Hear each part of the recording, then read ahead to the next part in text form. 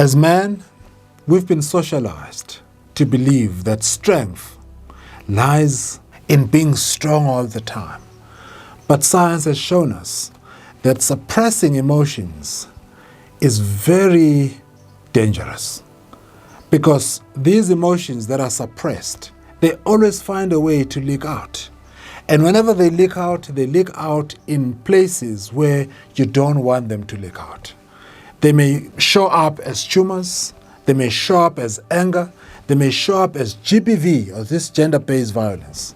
So men, they need to be empowered. They need to be given strength. They need to have this narrative changed.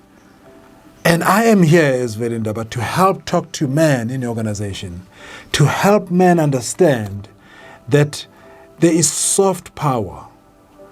And it's about changing this culture, it's about changing this narrative. Because from the brain perspective, suppressing emotions is very dangerous. Because whenever these suppressed emotions, beyond the fact that they lead to stress, they lead to anxiety, and they lead to depression, but also they lead to anger.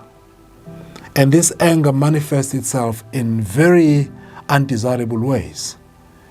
So what are you doing for men in your organization? I know that it's just been a Women's Month, in this past month. But when you look at your men, it's not just a talk, but we need to talk about facts and let someone who understands what men are going through, what men are experiencing, come in and talk to your man.